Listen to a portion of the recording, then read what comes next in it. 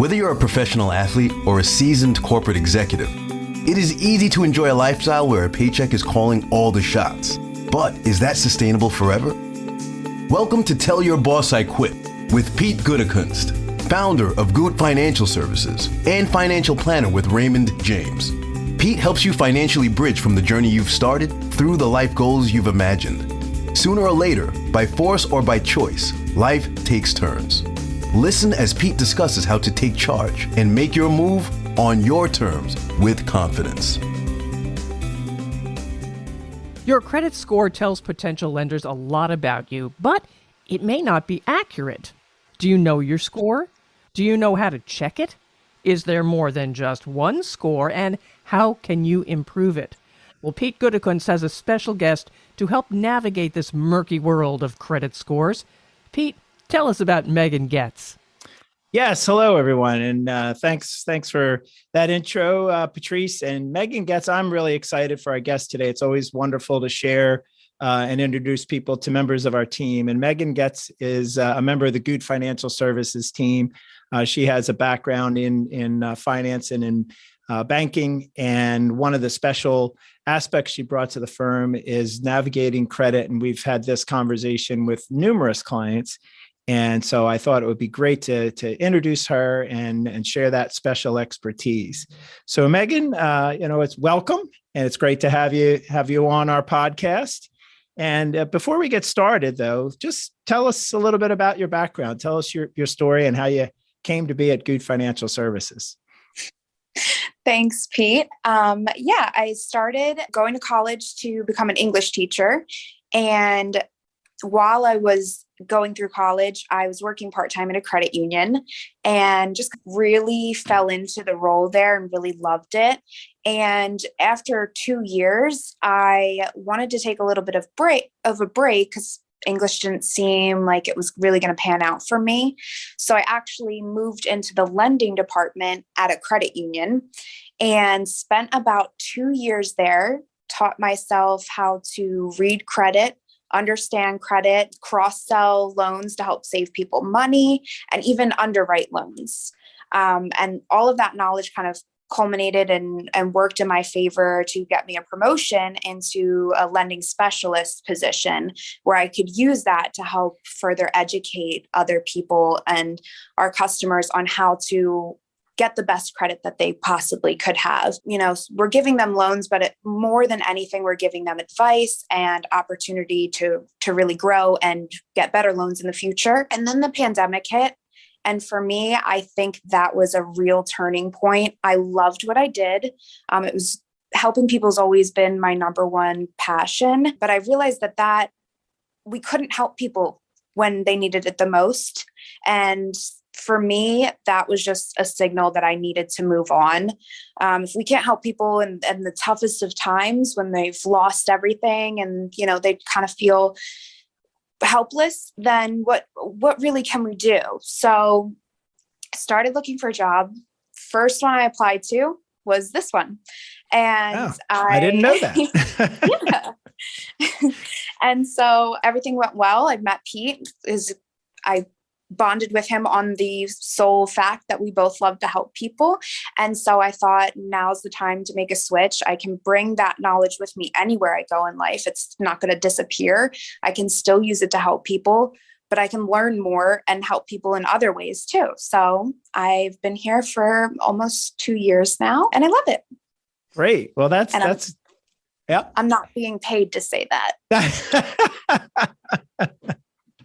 Well, thank you. Thanks for sharing that. And I didn't know that. I didn't know sometimes we're blessed to have met you and so grateful that you're here. And it's been a great addition to the firm. So that's great to know. And with that English background, I think you said educate and talking with clients. And I find that that's a very valuable skill. So you have a knowledge, and we'll kind of dive into that knowledge, but you also have a way of communicating and making it understandable. And I think that's where our clients have really appreciated. And I know that's how I feel about having you here among so many other talents that you have.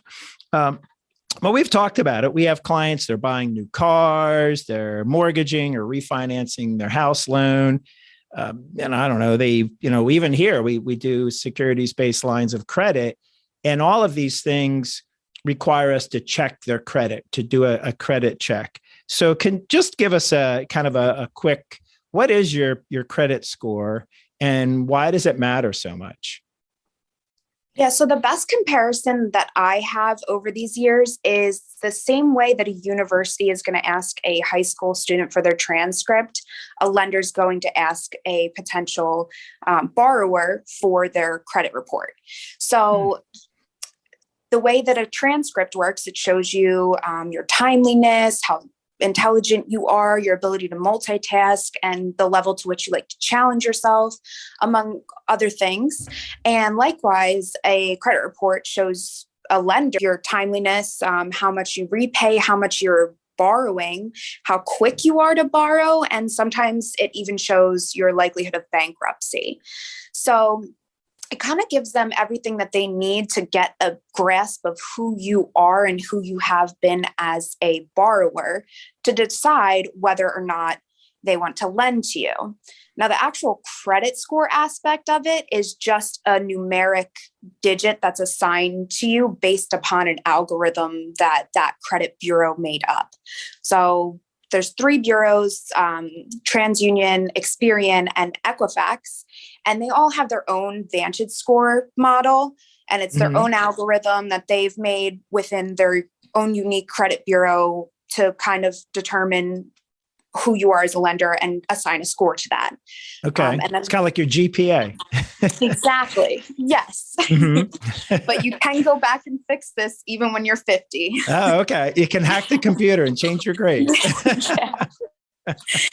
Yeah. So most places actually don't use the Vantage score. They use a FICO score, which is FICO stands for Fair Isaac Corporation. And it's just a way more in-depth version of that algorithm that assigns you a score from 300 to 850 based on a bunch of criteria to kind of just tell a lender who pulls that score where you fall and what that means. So a lot of people won't lend, like mortgages, they have a certain credit score that you have to even go forward in the mortgage process. I think it's usually around like 646, somewhere around there. But a lot of places are like that. Most personal loans, credit cards, auto loans, they don't really have a minimum as much as they care about your credit report and what's on there. So usually that credit score that you get determines your interest rate. They'll usually have like a different sects, like if you're 850 to 770, you get the best rate, and below that you get the second best, and so on and so forth. So, with the credit score, it can draw down your interest rate and so many other factors. And what are some of the things that contribute to having a higher score or a lower score? How would a person have that higher GPA, or what would cause someone to have that weaker transcript? Yeah, so there's 5 real things that you have to look at when looking at your credit score. The top 3 make up for 80% of your credit score. So that's payment history, so on-time payments, your credit utilization, so how much of your credit card you're using, and your length of credit history. The last 2 really only make up about 10%, and for the most part are only for people who are in the high 700s who just want to get to the 800s. So that would be new credit amount. So the amount of credit cards or loans that you're opening, as well as your credit mix. So whether you have an auto loan, a credit card, a personal loan, and a mortgage or line of credit or something like that. So the mix is 10%, not really something that you can change. You can't just decide you want a car just to add to your credit mix. But it gives a little bit of indication of why your score might not be in the 800s or might be a little bit lower than most people. So having a mix, having those different kinds of loans actually is additive or helps your score. It does. Yeah. Okay. So when you open a new credit card, if you go to the store and they say, hey, get a new credit card and we'll give you 10% off your purchase, does that help your score? Then you're adding a lot of little things like that. If you're doing that too much, so as a rule of thumb, I always tell people, don't open a new loan more than 6 months or less than 6 months from your prior loan. So Okay. don't open a new loan if you've just had one in the last 4 months, last 3 months, anything like that. And people often don't realize that when it comes to credit cards, they're not thinking, wait, I just opened one. But that does actually play not only a role in your credit score, but if you're an underwriter looking at that and you're seeing too many cards opening, you're not going to approve them for the loan that they're just applying for. You want to really put some time under their wings with that and see how they do. And then you might consider them in the future. So it really plays a big role in your approval odds too.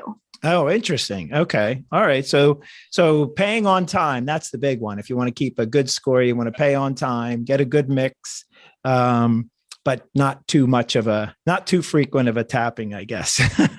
Yes. So how do you improve it? You said, even if you're 50, if you have a bad credit score, it's not too late to fix it. So what are the things that you do to fix your credit score or improve it if it's been damaged?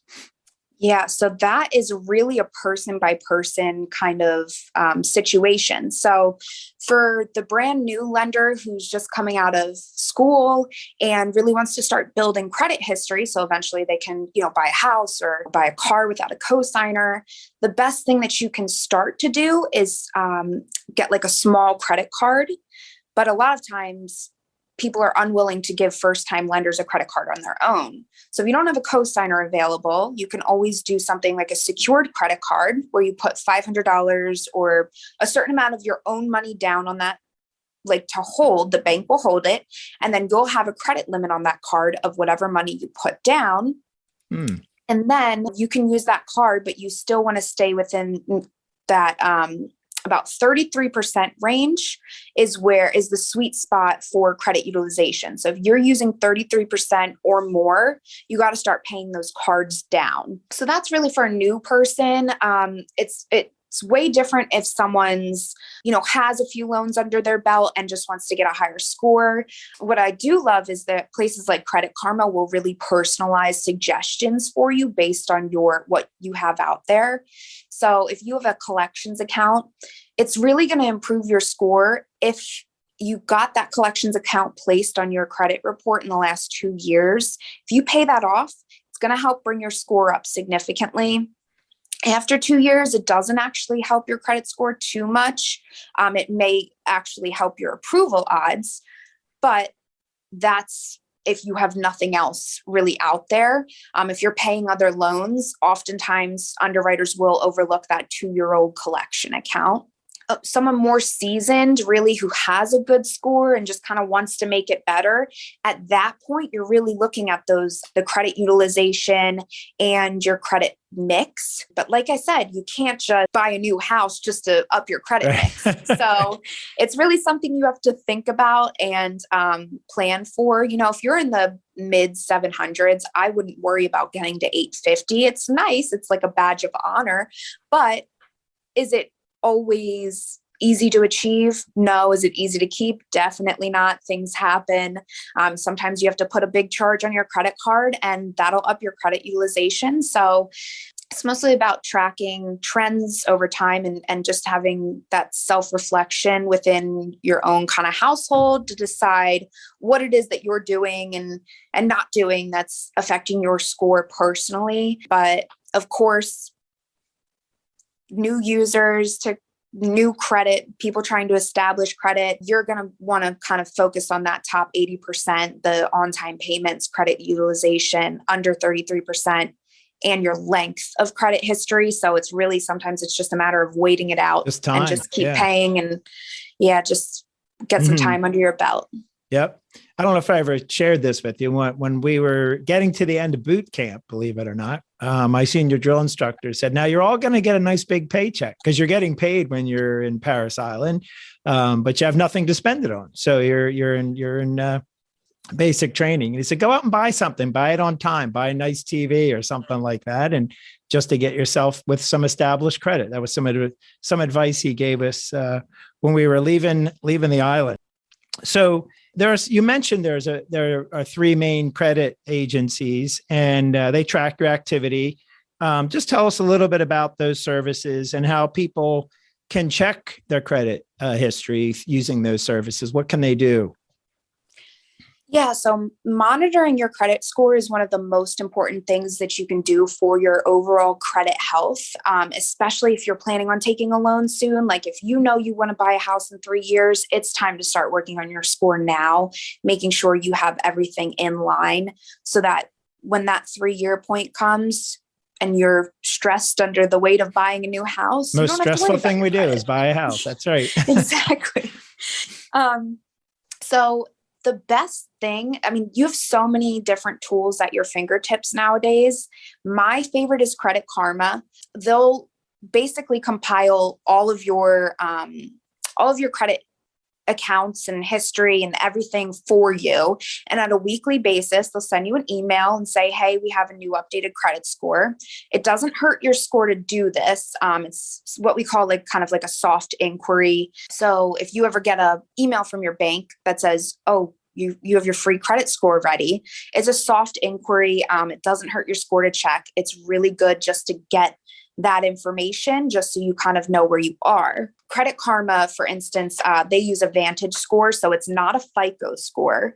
So it's not going to be indicative of what your lender's going to pull, because like I said, they're more likely to pull a FICO score model 8, which is the most used model. There's 53 among the bureaus. So there's no way you could possibly know exactly what your score is at all times across all lenders. It's always going to be different. Don't freak out about it.